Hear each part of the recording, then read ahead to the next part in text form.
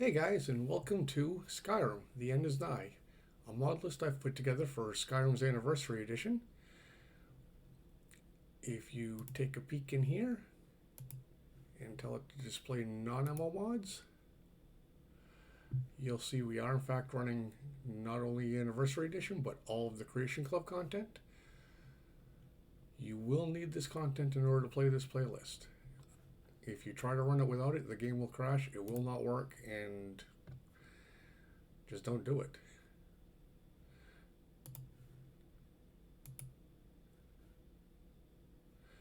So this video will be a fairly detailed walkthrough of all the mods included in this mod list. We're going to start off with essential mods, clean masters, basically all the masters from Bethesda cleaned up so that they're a little bit more stable. SKSE scripts, that's for the SKSE script engine. You will need to run that for pretty much any mod list nowadays.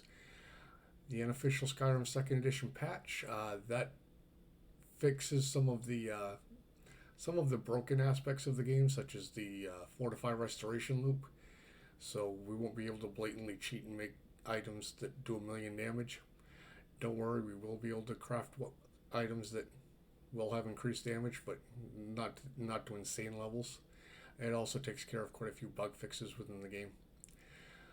The unofficial Creation Club content patch does pretty much the same thing as far as bug fixes that the unofficial Skyrim patch does, only this time for Creation Club. I've included all of the integration mods I could find for the Creation Club. This will help bring the Creation Club into the base game. Alternate life, we are using an alternate start mod so that we have a nice safe space to load up the game for the first time. First time you're loading the game, a lot of stuff has to load at once, building that first character save. This gives us a safe space to do that. I still usually end up taking the vanilla option as far as starting the game, because I actually like the wagon ride into Helgen. You don't have to though. You could always, if you want close to a vanilla start, there's a camping option right outside of Helgen that gives you pretty close to a vanilla start. Or you could choose another start entirely. There's lots of options within Live Another Life. Cutting Room Floor adds a lot of the content from Bethesda back into the game. Vanilla script micro optimizations, it cleans up the scripts that runs in the game that came with the base game. The address library for SKSE. Alternate conversation camera, that gives you a close-up view of NPCs as you're talking to them. Makes you feel like you're actually in a conversation with that person and not just with the town in general. Animation motion revolution, that's required for some of the animations we're running. Better jumping, it's pretty much part of every mod list. Classic paralysis, makes enemies actually freeze and stand still like classic paralysis should. Console util is a requirement for other mods. Most of these mods from here on out are just requirements for other mods. Display tweaks, tweak some of the display settings for us. ENB helper, this mod list was built around using ENBs. Having said that, if you choose not to use one because of FPS concerns or whatever other reason you have, it does play just fine. You're not going to get like purple snow or anything weird like that going on. Encounter zones unlocked. Skyrim's base game, if you go visit an area when you're, say, level 5 early in the game, and then you go back like a couple weeks later, but now you're level 20, the encounter area is still set for level 5, so this helps fix that and keep enemies leveled with us. Engine fixes, fixes a lot of other bugs in the game, and once again makes the game a little bit more stable. Physis is required by a lot of other mods. Fps Stabilizer does just that, stabilizes your FPS. Fuzzrodo, silent voice, it's required for mods that have any unvoiced dialogue. This mod list doesn't have a lot of quests that have unvoiced dialogue, but we are using a follower framework that adds some dialogue to NPCs that isn't voiced, so that's why we're running it. I'm walking here stops NPCs from crowding you and getting in your way as you're walking and talking to other NPCs. J containers is another requirement for other mods. Power of Three's tweaks, it's something else that can be used to help stabilize your game. Keyword item distributor applies keywords to items, which in turn will help distribute them to NPCs. MFG Fix is used to allow facial animations on the player character and I believe on NPCs as well. So it's a requirement for other mods. More informative console. If you click on something while the console is open, it'll give you more information about the item you're clicking on, such as the last mod to actually make a modification to it. So if you're tracking something down, more informative console makes life a lot easier for you. Papyrus Extender. Papyrus is the scripting engine for Skyrim. The extender gives it more functionality and once again required for other mods. Skyrim Priority, that helps keep Skyrim the actual priority if you Alt-Tab out. SPID, that helps actually distribute items throughout the game so that if you've got a mod that adds stuff to your character, NPCs will potentially have it available to them as well. Splashes of Skyrim does just that. It adds splashes to the water system. The survival control panel allows you to make some tweaks to the survival mode within Creation Club. To your face means that basically NPCs won't be trying to talk to you while they're looking at the back of your head. Yes, I'm sure it gets rid of the very annoying dialogue, "Are you sure?" every time you try to craft an item. The Mirrorwatch Bug Fix, it fixes some bugs that were included with Mirrorwatch. Exterior FPS boost, that bumps up your FPS in real short terms. One quick note, exterior FPS booster has a lot of patches that go with it. What I've done with all of the patches, just in case you're curious, hey, where's this patch? Hey, where's that patch? They are all down here. Generally speaking, patches need to be run and loaded up after both mods that they're patching. So if you put them at the very end, guess what? They're going to be after both mods. Survival mode improved. Skyrim's base game or Creation Club survival mode was a little ridiculous. You needed to eat like every 2 hours a full meal, and you needed to take a nap, at least a nap every like 3.5 hours, or you'd start getting tired. That's a little ridiculous. You're the Dragonborn. You should be able to at least stay up all day without falling asleep. So this tweaks those levels a little bit. It kind of brings them in line with Sunhelm, which happens to be my favorite survival mode mod, which sadly we're not running because we're going to be running the Creation Club, but it brings the values in line with Sunhelm. Campfire is basically an overhaul of the camping system that is now included with Creation Club. Papyrus Util, basically more scripting utilities for the Papyrus engine. Scaleform Transition ++, that's a requirement for some other mods. Enhanced Invisibility, that doesn't make it so that you're just permanently invisible or anything like that. What it will do is change the graphics for when you are invisible to make it look a little bit more realistic. Player's Eyes Blink Fix, because if you want your person to look like they're human, well, their eyes should probably blink. Whose quest is it anyway? If you've ever tried to drop an item into a chest that belongs to a quest you have open, it'll just tell you that you can't drop an item because it's part of a quest. This mod will tell you which quest it belongs to. Crash logger's there just in case you get a crash. It's one of the tools along with engine fixes that can be used to help narrow down if your game is consistently crashing. It'll help narrow down what's actually causing it. NPCs run and walk at your pace.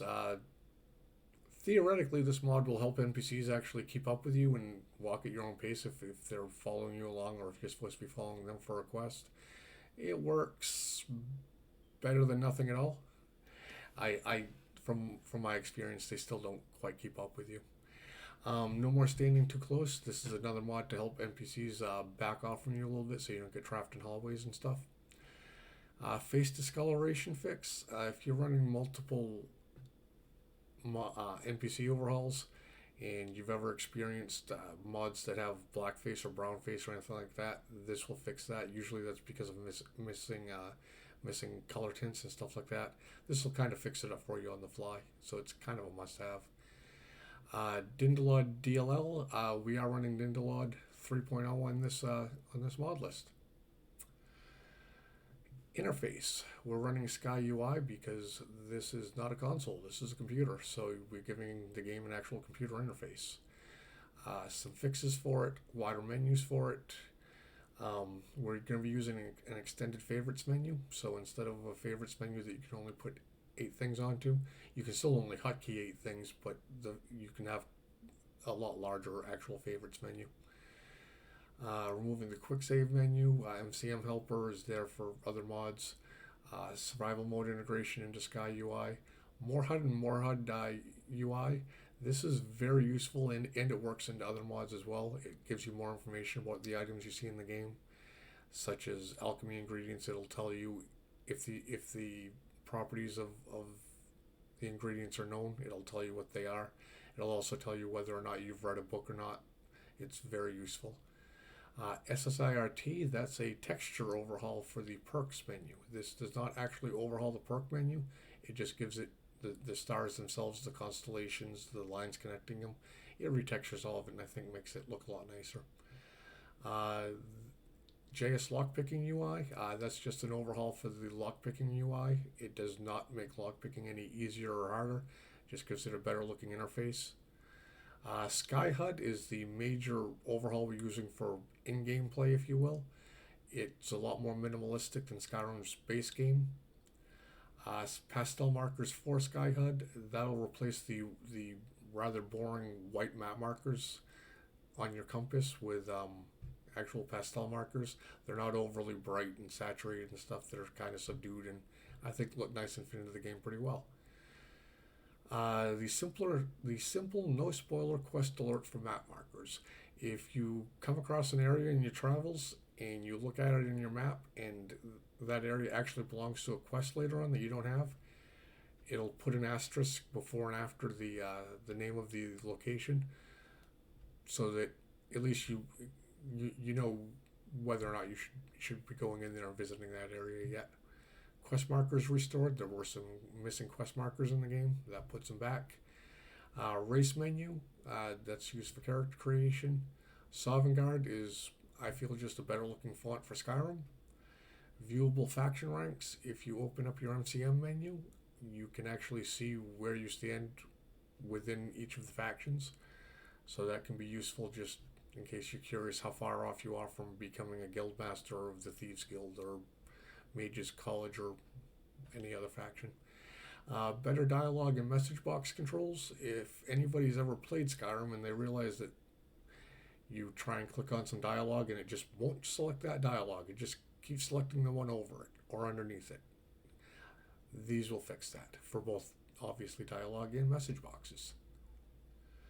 Mesh fixes, of course we're running the Skyrim Mesh Improvement mod, SMIM, because that's pretty much a base mod in everybody's mod list. It fixes a lot of stuff. Assorted Mesh Fixes, Assorted Mesh Fixes SE, First Person Sneak Strafe Walk Stutter Fix, just a little fix that is actually done with meshes.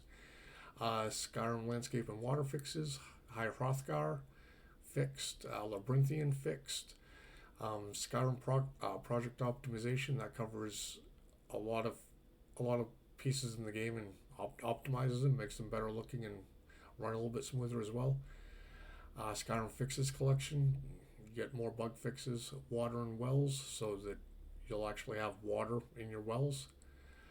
Word wall transparency fix for EMB. If you're running an EMB, sometimes the word walls look a little transparent. That fixes that. SMIM quality add-on and the SMIM mod improvement mod. Floating ash piles.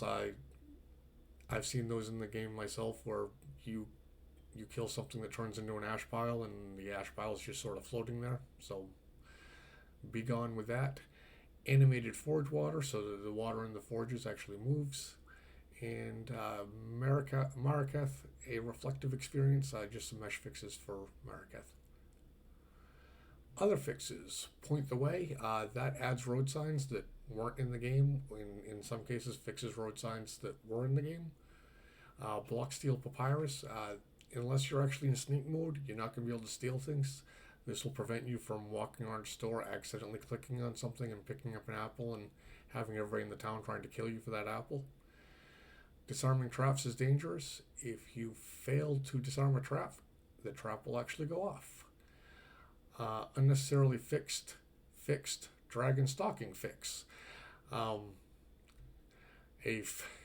fairly common bug in the game with dragon stalking you from one zone into the other, into the next. This will fix that. Hearthfire's display case fix and houses building fix. Just some fixes for Hearthfire. Improved traps. Mining makes noise. If you're in a cave or a mine that still has bad guys in it and you decide to pull out your pickaxe and start mining, they're probably going to hear you. No silly physics damage, so if you've ever tripped over a bone or pots or anything else in the floor and actually taken some HP damage, no more stub toes hurting your HP in this game. Yummy dragon hearts. Dragons are going to be a lot more dangerous in this game and a lot harder to kill. This will actually make it, and I think it's fair, you kill a dragon, you get a perk point. Sweeping organizes stuff, so if your house is messy because you've been, moving around in it and knocking stuff on the ground, you can use a broom to clean up the mess. Run for your lives. This is more of it's marked as an overhaul. I think of it as more of an immersion thing. If a dragon starts attacking a town, the townspeople will actually go and hide, because why wouldn't they? Genuinely intelligent soul trap. This is so you stop underfilling soul gems and such. Protect your people. This will actually mark NPCs as being protected, so the game itself won't kill them with bandits and stuff like that. So if you go to turn in a quest marker and you can't find the NPC that you're trying to turn it into because you found out, and then 2 days later you find their body floating along in a river, that won't happen because we're running this. Quick light simply adds a quick light we can use. I believe it's the L key that'll shine a little bit of light on the area if you want. Fuss Road Don't. There's a crash that happens sometimes if you load into a game too quickly and use Fuss Road on somebody. That'll stop that crash from happening. The Highgate Ruins puzzle reset fix. Apparently, Highgate Ruins doesn't always reset when you leave and then come back. This will reset it. Use telekinesis on traps, which will allow us to use telekinesis on traps, such as if you want to pick up a soul gem off of a soul gem trap or stuff, you can do that. Narc Remade, that stops animals from reporting you for crimes, because man's best friend shouldn't be turning them in for killing somebody. Terrain fixes for CC mods, that's pretty much that. Terrain fixes for Creation Club. Lod Unloading Bug Fix. I know I've seen this in games occasionally if you're running a bunch of texture overhauls and things with LODs in them. Sometimes, especially if you quick save, it'll leave the LOD textures there instead of the regular textures, and everything looks really muddy and gross. This can still happen. If you just go into your MCM and click on it to fix it, it'll basically reload the game for you and get rid of that for you. The audio section. So we're running audio overhaul for Skyrim and immersive sounds. Bard instrumentals mostly, sing rarely. This makes bards play a lot of instrumentals instead of replaying the same 2 songs constantly.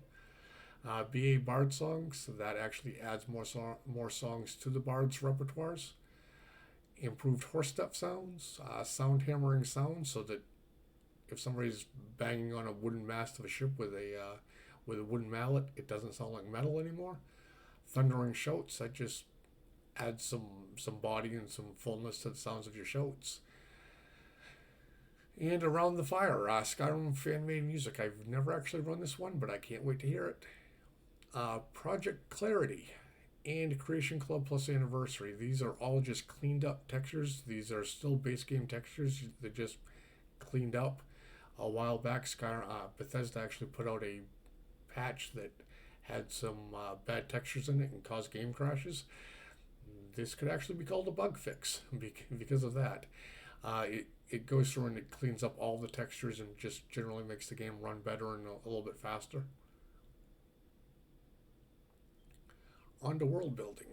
Particle patch for EMB. Once again, we are running the Modlist was designed for EMBs, but if you're not running an EMB, the game will still look just fine. Upscaled Lods,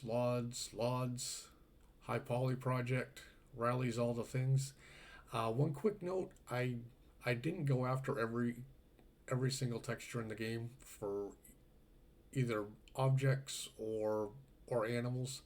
I chose to go with just big packs that cover a lot of stuff and choose my load order and the load to get everything looking the way I wanted it to look. If you want to go through and grab every texture for everything in the game, be my guest. This mod list is already approaching 250 gigs, so I didn't want to balloon it up any more than it already was. More Dindalod landscapes. We are running a cathedral concept for landscapes, just because I like the way it looks. A fix for it. This is a mod. You'll see it's not enabled by default, and if you actually look inside, it's got hidden textures and files just in case somebody does accidentally enable it. This only needs to be turned on if you are running Dindalod and Xlodgen. It helps with Lod generation. If that's not on, keep it shut off. This is another mod that if it is turned on, will make all your can potentially at least make all your mods look kind of muddy and gross up close. So you don't want to be running that. Grass FPS booster. Somebody came up with a way to actually make grass in the game increase your FPS rather than kill it. So that's neat. Growable Plants. Basically, this allows you to take all of the plants and alchemy ingredients that Anniversary Edition introduced and be able to plant them in your Hearthfire planters. Majestic Mountains and the Lods for them. Those, by the way, are fine to leave running while you're running.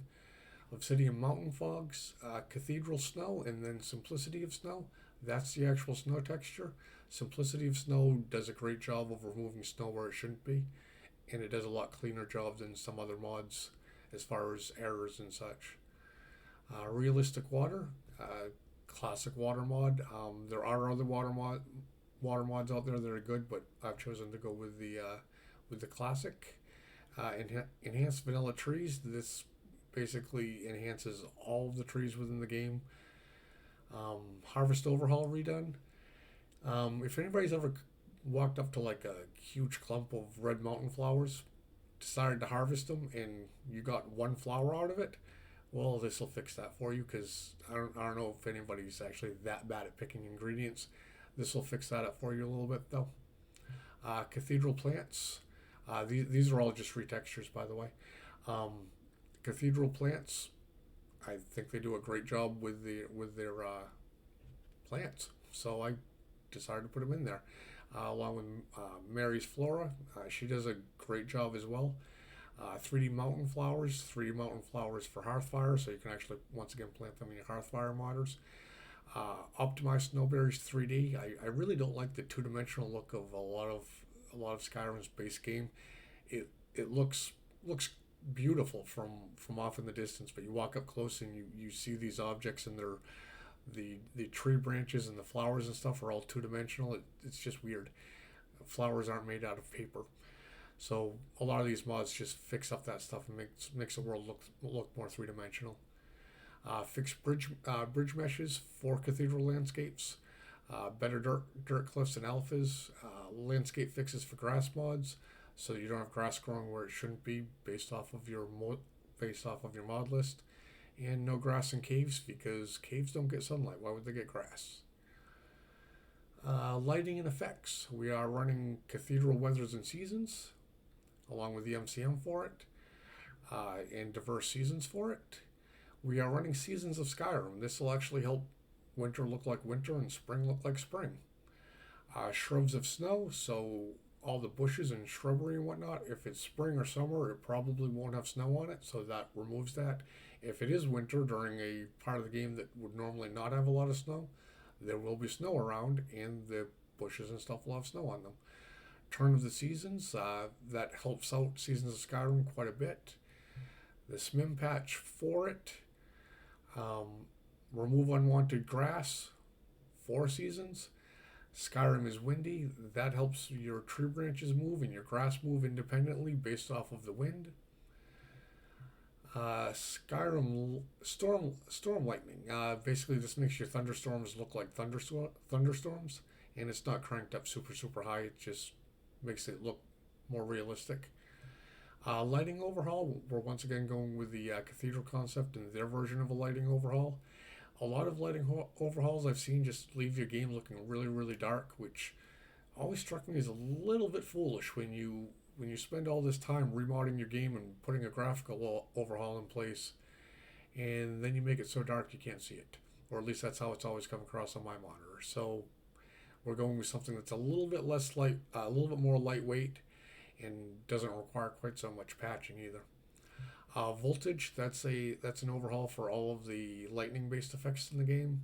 Arctic, same thing, but for frost effects, and Inferno for fire effects. We're running Emperor's XD to actually replace all of the actual fireplaces in the game, and it will be using Inferno's actual flames. And deadly spell impacts, because when you cast a spell, it should look like you've actually cast a spell there. Retextures. As I mentioned before, I'm going with a lot of big packs and not a lot of small individual type stuff. So a texture, underground, a dungeon texture overhaul, Ruins Clutter, Riley's Solstein all in one, Ruins Clutter, the fixes for Ruins Clutter improved, Apocrypha, Skyrim textures redone for Skyhaven, and Soulcarn, and Sovngarde, and Orc Longhouses. Sorry for you orcs out there, kind of stumbled over that one. Nordic Ruins, we're using Rustic's version of a clutter collection overhaul, and his furniture overhaul. Cooking, the cooking does also include some alchemy ingredients. Mines and CC's mines and caves.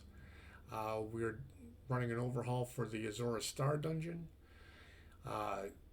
Mind you, these are not the overhauls for actual Fort Dawnguard, but just for the textures. So we're running CCs for those textures and Alduin's Wall and for Castle Volkayar.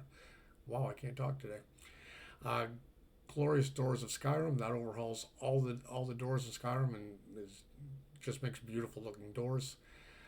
Dynamic Things Alternative, it's down here because it includes textures, but what it actually does is makes a lot more objects interactable, even though they're normally just static objects rather. So if you see a barrel that isn't, you can't actually do anything with it, this will actually make that barrel lootable. It also allows you to take target practice at targets and grab your sword and start attacking the mannequins if you want. Ragnarok is a collection of all the rugs in the game and retextures those. Stunning statues of Skyrim, and then iconic statues. Those overhaul pretty much every statue in the game. Rustic Windows overhauls all the windows in the game. Remastered Paragon gems. I didn't put a lot of one-off retextures, but the job that Iconic did on these is absolutely beautiful. So I decided to include them in the game. Rustic Soul Gems and animated potions, because I like the glowing effects and that the Soul Gems, if they're full, they actually look like they've got something in them, and the bottles will actually have solvent and stuff floating around in them. Enhanced ore veins, just to make the ore veins look better. WizKid signs, I think he does a really good job with the signs in the game, and they do move around with the wind. JS Dragon Claws, because he makes the best Dragon Claws I've seen. Same thing for the shrines. And then Ren's overwrites a few of those. Thrones of Skyrim, your Jarls should have better looking chairs, I guess. So we included them. Enhanced blood textures, so that blood and blood splatters will look a little bit more realistic. And just as an extra little Easter egg, I decided to include a spinning Skyrim emblem for us to celebrate Anniversary Edition. Bodybuilding, most of this stuff affects just the player character itself, so we can make a little more realistic looking characters. We are running physics, both HDT and CBBE. You see we're running the dressed version for the male skin retexture. Same thing goes for the female body retexture. This is a safe for work playthrough. If you want a playthrough that isn't safe for work, you can always use this as a base game mod list and make some tweaks to it if you like. We're using Eyes of Beauty and Eyes of Beauty vampires. Eyes of Beauty elves is also included. Just to overhaul the eyes, we're using Chaos hairdos and Salt and Wind retextures for it. And for the vanilla, expressive facial animations. That's so that NPCs and you can actually like smile and wink and actually have a face that moves around. Eyebrows and beards. That's another one that helps. It's also required by some of the animation overhauls to help your character move around their face a little bit. And EFA mouth is a requirement of, I believe, expressive facial animations. That would make sense. EFA, expressive facial animation. NPC overhauls. We're running AI overhaul just to give NPCs a little bit more varied schedules and give them a little bit more that they can do when they're walking around in towns and stuff. We're using RS children and realistic RS children to overhaul the kids and make them look a little bit less samey. As far as the actual NPC overhauls, we're running Fresh Faces and then Khalils and then Pandorables. And when I say Pandorables, I mean pretty much all of Pandorables' big packs. And then our last ones to load up are the Bidgen ones. You'll notice they have hidden files. The only things that are hidden in here is the actual ESP form. I figured I'd save a little bit of space by including the all-in-one put up by Bidgen for it. We're also using Bidgen's version of Serana and Valerica. I mentioned that this is a safe for work playthrough, so we are running the Bidgen all-in-one Never Nude patch, so you don't have to worry about even if your NPCs decide to take off all their clothes, don't worry, they're not naked. Followers. We are running interesting NPCs and Citizens of Tamriel. I included them not really for the followers themselves, but just to add more NPCs to the game and make Skyrim feel a little bit more lived in. As far as actual followers that I put in, I included Recorder because while that mod is a little bit old, she's probably still one of my favorite followers to this day. Sophia, I included her because she has a lot of funny content and she's kind of rude to the other NPCs in the game, and I think it's kind of funny. You'll notice that she has a hidden file as well. There's one script file that actually was trying to overwrite Sky UI, which is why there's a hidden file there, just in case anybody's curious. We're also running Hoth and Lucian. I've never actually played with Hoth and Lucian, but they come highly recommended. I've looked at their mod pages. They look really interesting. Don't know if I'll use them or not, but they're there for choices if you want them. We are running Nether's follower framework. I would not recommend loading up Lucian, Hoth, or Sophia with that. Just don't import them into the framework if you recruit them as followers. Recorder, reading Nether's page, he said that he had some reports of people having problems with Recorder. I personally haven't. I've imported her into that framework, and I haven't seen any signs of her breaking or anything. So I use Nether's to for any vanilla NPCs to include Liddy and Serana. It helps out a lot. Gives them a lot more options, a lot more things they can do. You can set up their outfits depending upon whether they're at home or running around in town, or if they're out and about in the world with you, which kind of makes it a little bit more immersive. I mean, unless you like your followers all walking around in plate mail all the time, in which case, go for it. But it'll also allow us to if you're feeling a little overburdened and you got a follower with you, you can actually give your followers some stuff to head back to town and sell off for you, which is very useful. Our dialogue overhaul, we're running guard dialogue overhaul and relationship dialogue overhaul. Realistic conversations just adds a bunch of conversations to the game that you'll run into randomly. Miscellaneous dialogue edits does kind of the same thing. Radiant dialogue adds even more dialogue to the game. Audio enhancer enhances the audio so you can hear it a little bit better. Bandit lines expansion so that bandits aren't constantly saying the same 3 lines to you over and over and over again. We're running Serana dialogue edit and improve follower dialogue Lydia and Serana dialogue add-on. What these do is basically completely overhaul the dialogue systems for Lydia and Serana and gives them a lot more things to say and makes their characters a lot more interesting. Tavern Ai Fix, this will stop tavern owners from like barging into your room and asking you if you want something to drink just because you dared to like sit down in the room that you're renting. More tavern idols gives more idle spots and more things for NPCs to do within the taverns so that they're not all crowding by the door quite so bad. Having said that, if you spend the night and then leave in the morning, you're still going to end up with a huge crowd by the door. But it does help get the NPCs away from the doors a little bit. Lively inns and taverns, this just adds even more NPCs to the inns and taverns and makes, once again, just kind of makes the game feel more lived in. Animals, once again, I did not go after every animal retexture in the game. I just relied on the big packs to do all the heavy lifting. So we're running Belly Aches Animal and Creature Pack. We're using the Book of Silence Creatures. We're using Deadly Dragons and Diverse Dragons and Splendor Dragons. This is going to make dragons a lot more difficult in the game, which is why I think it's fair to give you a little perk point every time you kill one. Savage Skyrim will help make all the actual wildlife in the game a lot more savage, hence the name Savage Skyrim, and a little bit tougher. And it also includes texture and mesh overhauls for all of them. We're running the Alduin mashup. I just really like the way that Chopper's Alduin looks, so I decided to go with that. Figure Alduin's the main bad guy. He shouldn't just look like any other dragon in the game.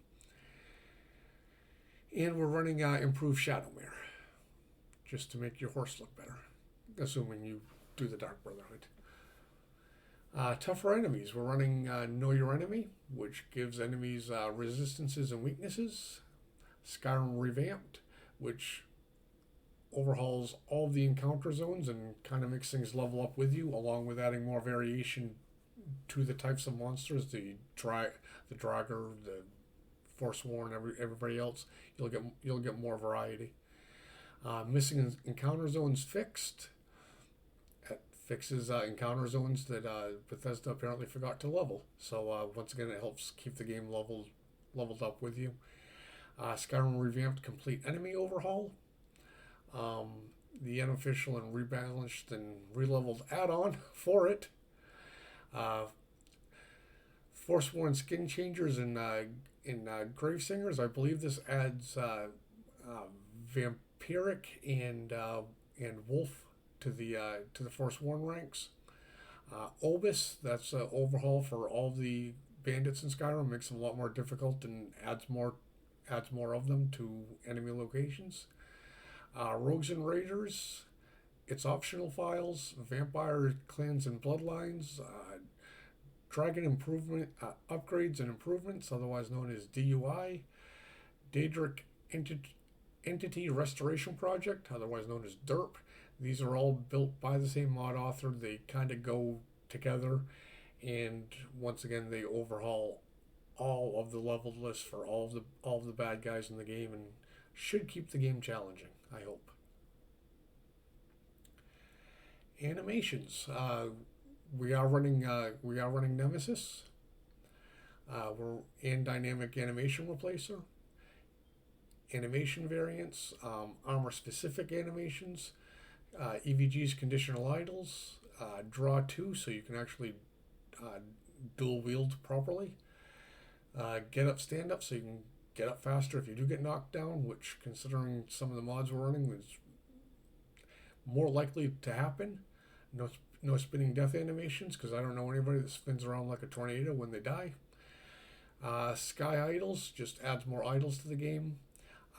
Dual Sheath to add dual sheaths to the game. We're running Underdog's animation pack.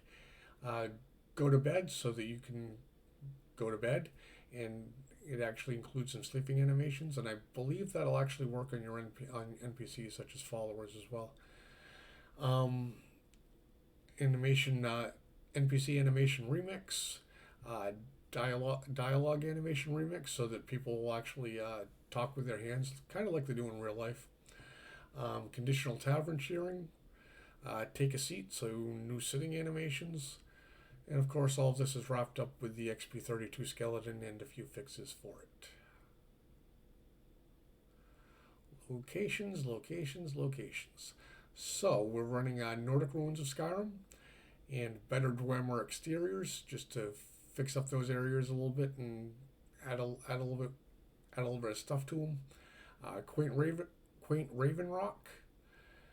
We're running Greater Skull Village and better Telmithrin. And then the real heavy lifter is JK and all of the stuff that they've put together for Skyrim.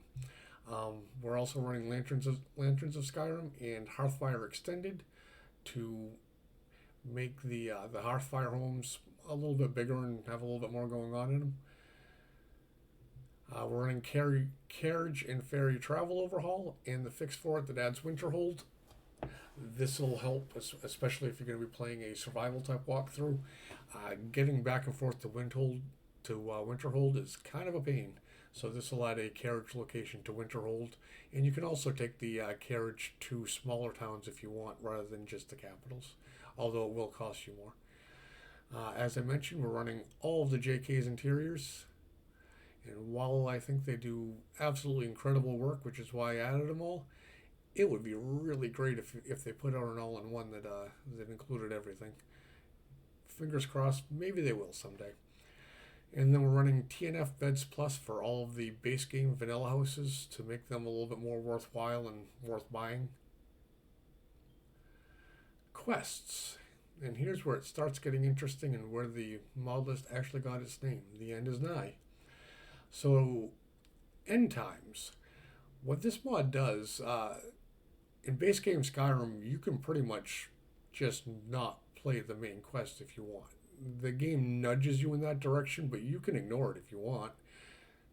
You don't even have to do Bleak Falls Barrow, and dragons never start showing up again. Well, with end times running, you have 365 days, 1 year, to actually complete the game. If you don't, the game ends and you lose. I came up with the name The End Is Nigh because as I was testing this out for the first time, it was a little creepy. Every hour or so you'd see in the notification area up in the top left, it would tell you how many more days until the world ended. Meanwhile, all the NPCs are running around in the game asking you to do all their normal stupid stuff. They seem completely oblivious to the fact that the world's ending, dragons are coming back, and vampires are attacking a lot more often than they used to. That's how I came up with the idea for the mod list. The End Is Nigh. Kind of reminded me that little notification kind of reminded me of the screamers you see in some old movies, walking around with cardboard on both sides of the body, ringing a bell. The end is nigh. Repent. So, perks from questing. This mod adds a few perks when you finish up certain quest lines. By the way, any of these mods or any of the other mods, if you're interested in what they actually do, just simply right-click and visit on Nexus. It'll take you to the mod page, and you can get a lot more detailed info on the mod if you're curious about what it does. Timing is everything. That gives us a way to reset when certain quests trigger. So I plan on leveling quite a bit higher than level 20 or 30 in this game. So I've kind of spaced out everything so you don't have everything happening all at once. Quests are in Skyrim. That keeps your quests in Skyrim. That's a pretty basic one. Better quest objectives basically gives you a better description in your journal of quests that happen. Not so fast main quest. This one it kind of leads into the whole end times thing with NPCs just walking around completely oblivious to the fact that dinosaurs that's good, that dragons are attacking again. It puts a couple pauses in the main quest for you to gives you a chance to go off and do other things. Having said that, with those pauses there and you are on a timer, be careful. Don't lose track of the main quest just because there's a pause in it. Hearthfire multiple adoptions, that allows you to it actually puts a spell in your inventory called Bless Home. If you bless your home and you have enough beds, it'll actually allow you to adopt up to 6 kids.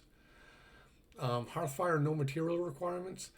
I run that just because I don't want to go and mine 5,000 pieces of iron to make hinges. That just gets really repetitive and boring. So you get your Hearthfire. You still have to buy your Hearthfire home. It's not free, but you get your upgrades for free. You just go to the crafting bench and make what you want. Helgen Reborn. The town of Helgen, normally it gets inhabited by bandits after the very short intro. This will actually allow you to go in, meet the bandits, gives them a little bit of a quest line. You get to do some things and rebuild Helgen into a real functioning town if you want. Random encounter zone tweaks all the random encounters in the game. This kind of tweaks what happens with them and when they happen and how often they happen. Parthenax quest expansion. This gives you a few more options for the end game in Parthenax and what you choose to do with them. Gildegreen Regrown. If anybody's ever done the Gildegreen quests, it's kind of weird that you go and get a sapling, or at least that's a potential outcome. You go get a sapling, bring it back to town, and apparently it never got planted. This will actually make them actually replant that sapling, and the Gildegreen will regrow within Whiterun, which is pretty cool. Become a bard. There's not really a quest line for becoming a bard in Skyrim, so this adds a quest line for becoming a bard in Skyrim, when you can actually become a bard, go to inns, sing for them, make money, stuff like that. Skyrim's Got Talent kind of goes hand in hand with Become a Bard. It lets you improve as a bard. The Dark Brotherhood of Old. This will allow you to go and start recruiting members after the Dark Brotherhood questline is done, so you can actually start building the Dark Brotherhood back up if you so choose. Save the Dark Brotherhood allows you to save more members of the Dark Brotherhood during the final part of that questline. And Dawnstar Sanctuary gives you a better sanctuary in Dawnstar after you're done the Dark Brotherhood. Opulent Thieves Guild does kind of the same thing for the Thieves Guild. As you start improving the guild and start breaking their string of bad luck, you'll actually get a better looking Thieves Guild. All Thieves Guild jobs concurrently, that allows you to do all the jobs, all the miscellaneous quests for the Thieves Guild at the same time. No, that doesn't mean all 125 at once, but you can do one of each type of job all at the same time rather than just taking one, going off, doing it, and coming back. Thieves Guild requirements, that allows you to set different requirements for actually joining the Thieves Guild and increasing in rank within the Thieves Guild. Improve college entry, quest line tweaks. It does just that. Puts a few quest line tweaks into the college and specifically entering the college. I actually haven't played with that one. I'm looking forward to seeing what it'll do. Not So Fast Mages Guild. That's very similar to the Not So Fast for the main quest. It just adds a couple pauses in the Mage Guild quest line, so you don't feel like it's getting shoved all down your throat at once. Immersive College of Winterhold. That's a complete overhaul of the College of Winterhold. So is Obscures. We're running Immersive College NPCs, adding more NPCs to the college, so it's not just you and 2 other students that are playing along. And then Ultimate College of Winterhold, that takes everything from Immersive College of Winterhold and Obscures College of Winterhold, smashes it together, patches it, and gets it all running together in one nice tidy little package. We were up to the companions. Where are they? There they are. So the companions earn your stripes. This just adds more radiant quests to the companions quest line, so that you're not finishing up and becoming Harbinger 2 days after joining. Don't be a milk drinker. If anybody's ever gotten any of the quests that have you go around beating up townsfolk for no particular reason, this will stop that. Man Those Borders Reborn. That'll add border gates to some of the holds within Skyrim. Hold border banners. That adds banners to the borders. Civil War Aftermath. This allows you to go around finishing off enemy encampments, including their leaders, after the Civil War is over. Civil War checkpoints adds checkpoints to the Civil War. Notice none of these are a complete overhaul of the Civil War. I just wanted something that would kind of add a little bit of depth to it and make it look like the world's actually at war, which is where Immersive Patrols comes in. You'll start seeing small bandits of. I believe this doesn't just include Stormcloaks and Empire. I believe you'll see Obus integrates into this, and you'll see Forsworn. You'll see lots of little factions running around, and if they run into each other, you may run into some battles. Tactical Wilhelm, Lawbringer for Solstein, Serenity, Halted Streamline, and Engorged Robber's Gorge all feed into Lawbringer. And what this system does is it takes a lot of the radiant areas in the game, and once you complete it, you can actually claim it for a local faction.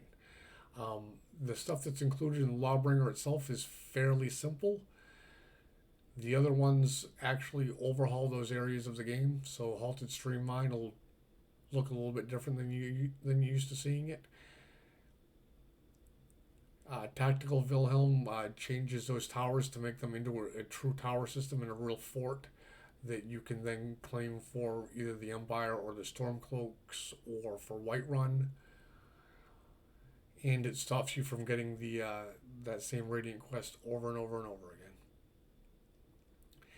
again. Times Dawnguard, that does the same thing as the end times for the main storyline. Difference is this one doesn't automatically start when you start the game. This one gets triggered when you first hear about the Dawnguard. When a guard walks up to you and says, "I'm thinking about joining the Dawnguard," guess what? Now you've got 60 days to fight off the Dawnguard and to finish that quest line. You can still side with the vampires if you want, but Lord Harkin must die. If you don't, within 60 days, the world enters into eternal darkness. I've never actually played this through to it entering eternal darkness. I'm not sure if it brings about just the darkness or if vampires are constantly attacking. Well, I guess we can find out together. Dawnguard tweaks and enhancements, kind of like the Mages Guild. It adds a little bit more complexity and depth to the Dawnguard questline. Castle Volkihar Rebuilt basically allows you to rebuild Castle Volkihar and clean it up. This is a complete remake of the Dayspring Pass for Fort Dawnguard, and then a remake of Fort Dawnguard itself. Dawnguard don't hunt cured vampires, so if you turn into a vampire, either by joining the vampire clan or just by having Serana turn you into a vampire for a little bit, and you go and cure yourself, that's very important. If you cure yourself, Dawnguard won't be coming after you and trying to kill you anymore. Ghost of the Tribunal Solstein integration. This is just one more piece of Creation Club integration. Same thing with Better Rare Curios. Other quests. So the difference is all of these quests are quests that are basically expansions and adding complexity and a little bit of depth to Skyrim's base vanilla quest lines. These are quests that are being added to Skyrim. So as a general guide, I went with Legacy of the Dragonborn and put in not all of the stuff that they support, just a lot of it. If there were quests that Legacy of the Dragonborn supports out of the box, but there was also another quest that kind of did the same thing, even if it did it worse, for Creation Club, I went with the Creation Club just because it's kind of built into the base game now, which is why you won't see stuff like the hunt for the Cowl of Nocturnal, because we have that already from the Creation Club. So anyway, for Legacy of the Dragonborn, we're running, obviously, Legacy of the Dragonborn. We're running Safe House Plus, so we'll have a few more rooms and a few more places for followers and children to sleep if you choose to use that as your actual player home. Painting replacers, some other fixes for it. Skyrim unique treasures. I didn't add a lot of collectible type stuff to the game, but I did add that just because I like the look of some of those collectibles. We added Stendar Rising, Clockwork, Falsicar, Forgotten City, Conorex, Moon and Star, Moonpath to Elsewhere, Path of the Revenant, Project AHL, Teldrin Sirius, Vigilant, Wheels of Lull, Worm's Tooth. And mind you, a lot of these mods I've had in my mod list for a while, but I've never actually played them through for whatever reason. So I'm looking forward to actually doing that this time. Hopefully, fingers crossed. All geared up. This is all of the armor and weapon and armory and clothing overhauls that are in the game. So starting off with weapon, armor, clothing, and clutter fixes, which basically just prevents clipping, and other bug fixes. Rustic clothing, which is just a clothing overhaul. Opulent robes, which overhauls all of the robes for the Mages Guild. I shouldn't just say for the Mages Guild, pretty much all the Mages robes. Cathedral Armory, that's a complete overhaul for almost all of the armor in the game. T&B Vanilla Armors and Clothes. This is UNP specific because that's the body type we're using. If you go through here, there's an installer that lets you choose a lot of options. I chose the more modest options. Some of them are rather revealing, and I didn't think that fit this playthrough, being that the playthrough is safe for work. But I did want a clothing overhaul that actually fit the UNP body style and would have physics enabled. So that's what T&B Vanilla and Armor and Glows gives us. Armor and Clothing extension. This just distributes all the armor and clothing out throughout the game more. It is a possibility to add armor to clothing with this mod. We are not doing that because a robe shouldn't have armor on it. SPID, Armor and Clothing extension. Remember I mentioned SPID before being used to distribute stuff to NPCs. This is actually one of the tools that we're using to actually distribute that stuff. Immersive weapons. And once again, that'll be distributed with SPID. So you can take what you want as far as we've got all these great new weapons in the game. Well, so do the bad guys. Immersive Armors. Dawnguard Arsenal. Remodeled Priest Masks. Zim's Immersive Artifacts, another great mod. Royal Armory. Rustic Amulets to retexture all of the amulets. Left-handed rings modified and the icon for it and such. And Jumbling Queen jewelry. That's another retexture that actually, for all of the jewelry that uses a lot of textures by Rustic actually. Left-hand ring modified. This will allow us to wear 2 rings in the game, one in the left hand, one in the right. I figure you're the Dragonborn, you've got 10 fingers. You should at least be able to wear 2 rings. Path of the Revenant, that kind of goes with the one of the mods I mentioned earlier for quest mods. This will overhaul the Necromancer Amulet. JS Circlet Replacer replaces all the circlets in the game. The Amulet Restoration Kit makes the amulets once again look better and lift up over the clothing a little bit so you can actually see them. Cloaks of Skyrim, because why wouldn't you want a cape? Guard's Armor Replacer, this one's pretty much a mainstay in a lot of mod lists as well. It gives each hold a different look to their armor. And Bound Equipment Overhaul, your enemies are going to be a lot tougher in this game, so this overhauls a lot of the bound equipment that you get through Conjuration to help those bound weapons actually keep up. Gameplay overhauls. So we are using Skyrim Reputation. I kind of like the idea. Well, I've never actually used this for a full playthrough, but it's another one that I'm looking forward to using. I like the idea of if you join the Thieves Guild, people generally aren't going to like you for that because you're going around acting like a thug, mugging people and robbing their businesses. Why would they? Why would they like you? Same thing for if you join the Dark Brotherhood. You run around killing people and you expect people to like you for that. So this puts an actual reputation system in the game. So you're gonna have to be kind of careful if you're planning on joining every faction to include thugs and murderers.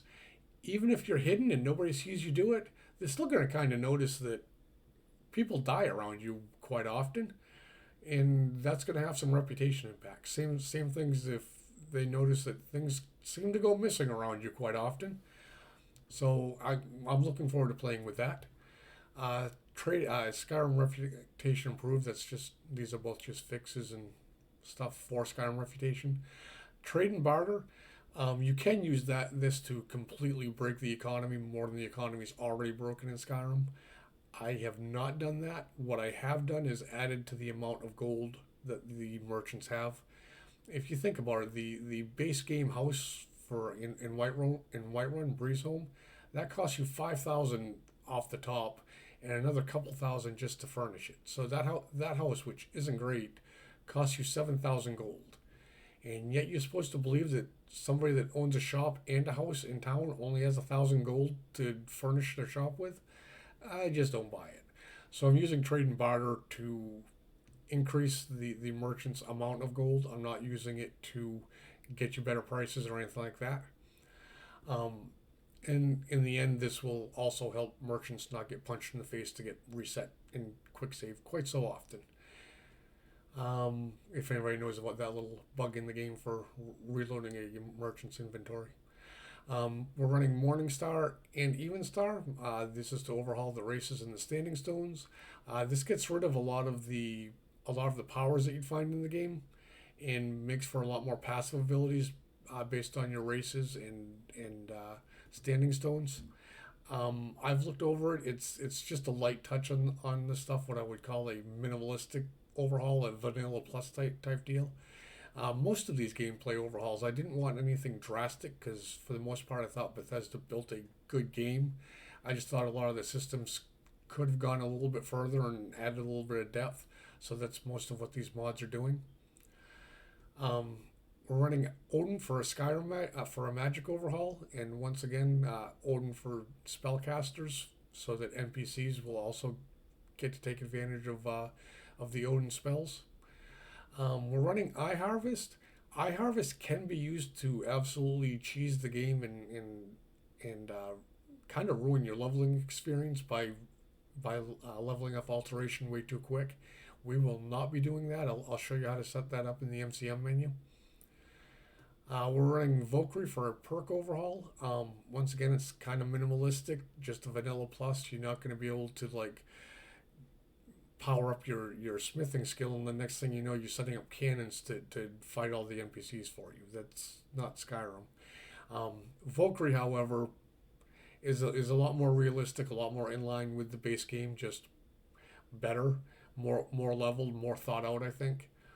And once again, NPCs will be able to take advantage of that new perk overhaul system.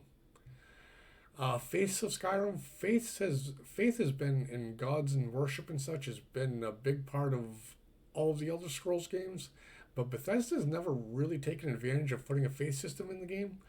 Well, Winter Sun does that for you. You get to choose a main deity that you choose to worship, and you get certain perks for worshiping that deity and staying in their good graces. Summer Mist adds a lot of enchantments to the game. Once again, these enchanted items they'll show up everywhere, including at merchants, including on NPCs. So just because you're getting a lot more enchantments, well, so do the bad guys. We're running Sacrilege and Growl for overhauls of the vampire and werewolf systems in Skyrim. We'll be running Wildcat, just once again a minor overhaul of the combat system. It just makes it a little bit more realistic. It introduces injuries to the game, and I like the overall touch of it. We'll be running Violence, which is an overhaul of the kill move in the special effect cameras and stuff. We're doing that because I think they look better than base game, first off, and second, we can also use this to get rid of a little bug where I've seen it happen where let's say you have 500 life, somebody comes and gets a critical hit on you for 250, 300, and yet somehow they killed you even though you had 500 life. This will stop that from happening as well. Armor rating rescaled SKSE remake. This one's going to require just a little bit of an explanation. So first off, Skyrim's base game armor cap is 80%, meaning no matter how high you get your armor rating, 20% of the damage is still incoming from physical sources. Meanwhile, on the elemental side, you can fairly easily block 97% plus of incoming damage. You can do that and the best way I can exemplify this is with a little scenario. Let's say you're walking around on a path, minding your own business, picking flowers and looking at butterflies, and an evil wizard comes up to you and hits you with a fireball that does 100 damage. Well, if your character is properly geared up, you're going to have 85 magic resistance. So that 100 damage automatically gets cut down to 15 because the cap on magic resistance is 85. So you're down to 15 damage. But wait, you also had fire resistance maxed out at 85. So of the 15 you've got damage you would take, now you're going to take 2.25 damage. In other words, you just blocked 97% of the damage from an elemental attack. Meanwhile, if you take physical damage, no matter what, you can't go over 80%. I thought that was a little ridiculous. There are other ways to cheat that system completely by using Rybash and some of its tweaks to rather easily give you 100% armor resistance with a little bit higher cap of like 700 or 800 instead of the normal, I think it's like 650, 660. That also seemed a little cheesy because you shouldn't be able to easily get to 100% armor reduction either. So the way armor rating rescaled works, it puts you on a scale. You will be able to get up to much higher armor ratings, but those armor ratings are going to require much, much higher levels of armor rating, which makes it fair as far as I can see. And those armor ratings, once again, they affect NPCs. They affect all armors in the game.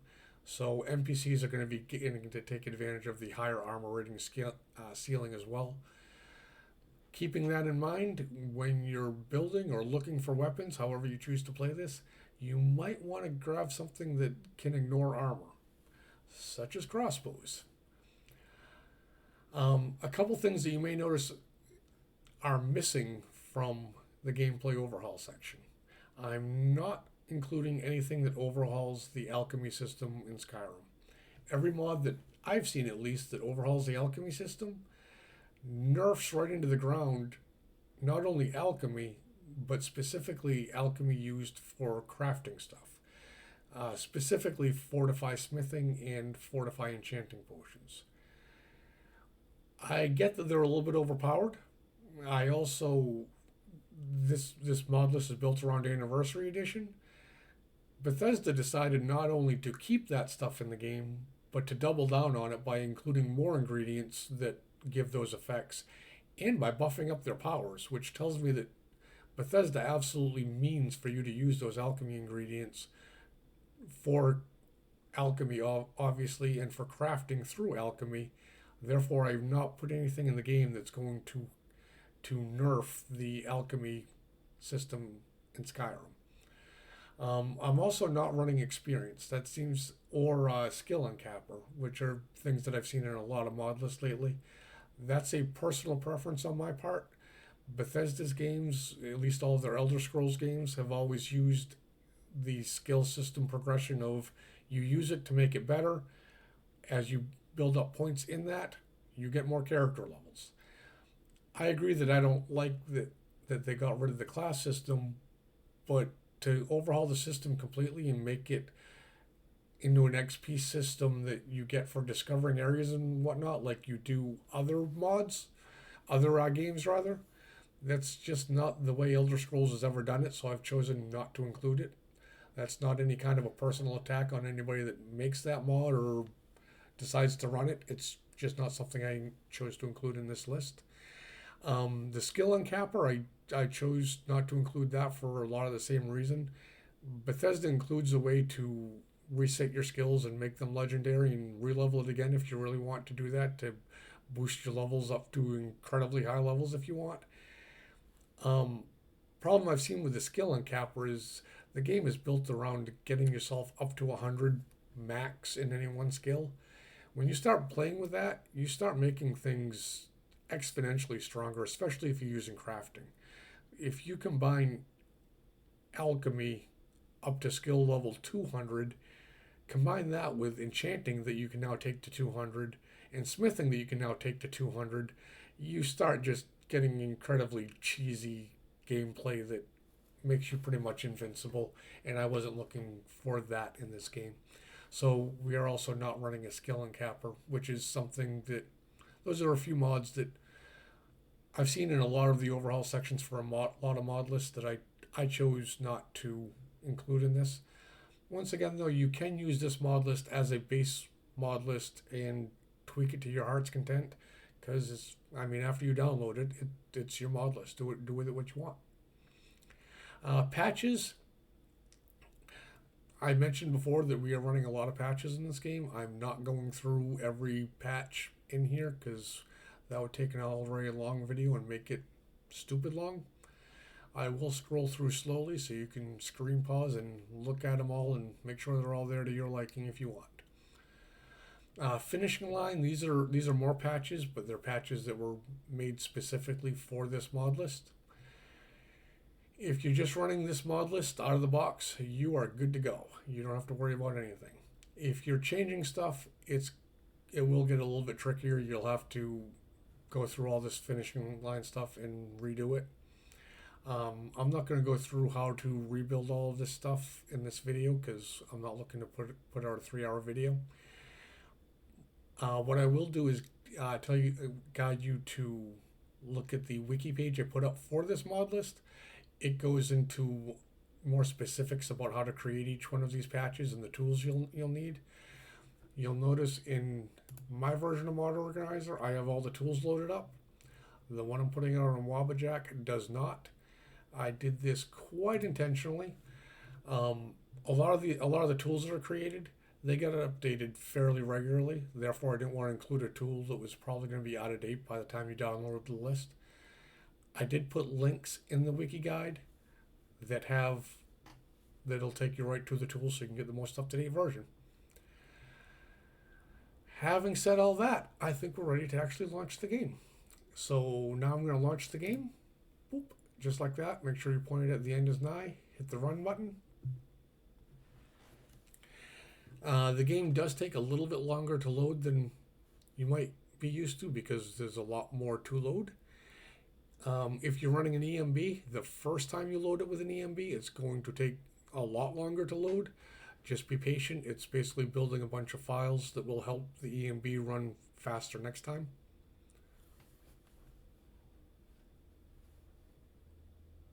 As you see, we are in fact running an EMB on this playthrough.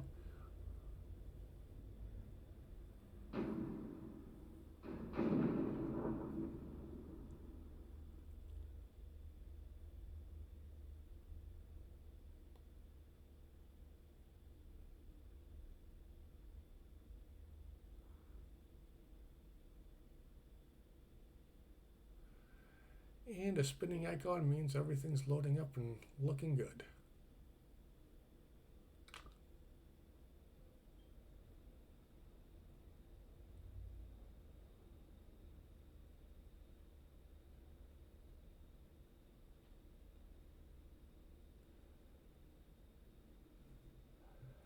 Okay, so we're going to go and create a new character, new game.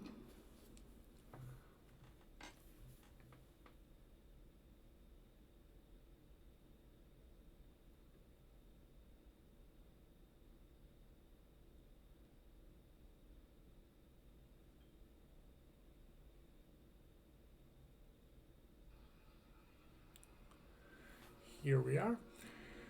I'm going to go through character creation fairly quickly. Going to play as a Breton because I like Bretons overall. I usually run off of one basic preset. And this is how you can tell that Skyrim is in fact a fantasy game. Look at his weight. I'm going to make him into a chunky boy. And that just makes him get bigger and more muscular. That is absolutely a fantasy.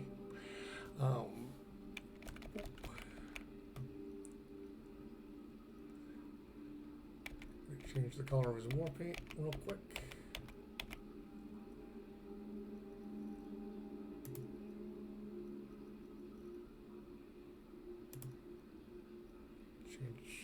Change the color of his eyes.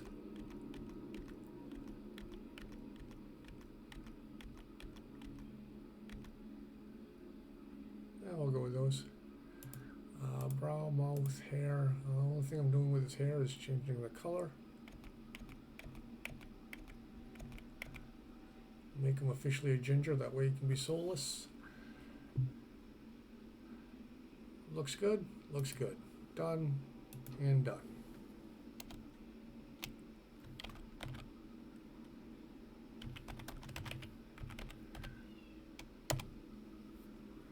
So, first time loading up, you're going to see a lot of notifications flying in on your left-hand side. Don't do anything until that's done. In the mean, well, I shouldn't say don't do anything. Don't do anything loading up in your settings menu or anything like that. You kind of look around a little bit. As you see, lighting is actually coming from lighting sources. Shadows are properly displaying. Your statue of Mara. These barrels aren't normally interactable, but because we're running tools that make them interactable, they are.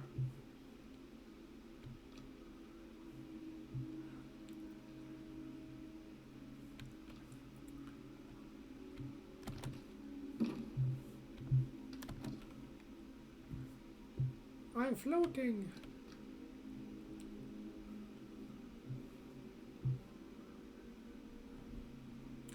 So as soon as this is all done loading up, we're going to be going into the MCM and changing just a couple settings. Most all of the MCM for all these mods are already set up for you. There are just a couple we're going to have to hit, and those are going to be real quick little things. Most of them are optional. There is one that you probably should check, and I'll show you what that is just as soon as we can get there.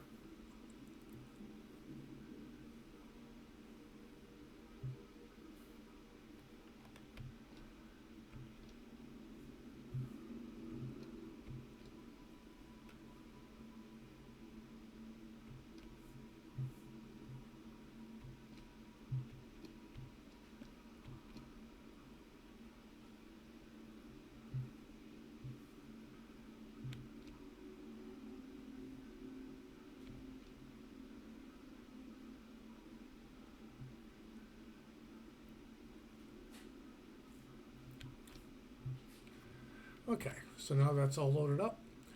Go over to System, Mod Configuration. First thing we should be doing is hitting End Times.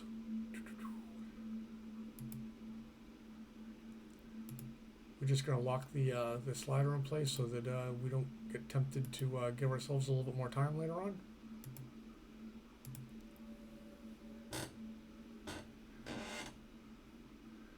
We want to go down to Sophia.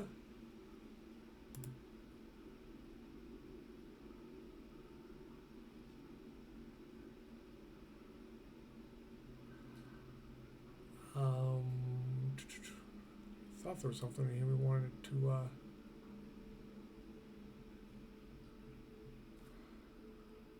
I guess not. Anyway, moving on. Go over to Legacy of the Dragonborn settings. Down here, we're going to enable more boxes to drop stuff off at inns, carriages, and at your player house. That just gives us a handy place to unload our inventory at those locations for museum displays.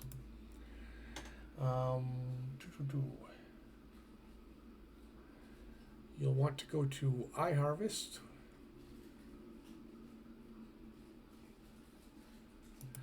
This is the one I was mentioning earlier is actually important. So you can set how much you want the spell to cost. I set it to 0. Same thing if you're using the staff version, you can set that to 0. The experience rate per cast, I also set that to 0. So basically I'm just using this as a quality of life to grab stuff for me, because who really wants to watch a video of somebody running around picking flowers? Max concurrent creatures. We are running an older version of iHarvest. The newer versions don't have this problem, but they rely on some programs that aren't updated for Anniversary Edition yet. So to get around this, we're going to knock the max concurrent down to like 8, which will still be plenty to go out and pick your flowers for you.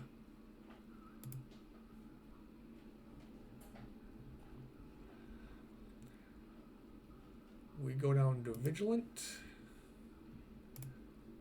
check the box for increased attack power, and the music loop fix. And down to Worm's Tooth. I don't want Worm's Tooth starting up until I'm level 80. And yes, we will get there. Of course, you can set that to whatever you want. I want a notification on startup. And I don't want the quest to start until after Alduin's Bane.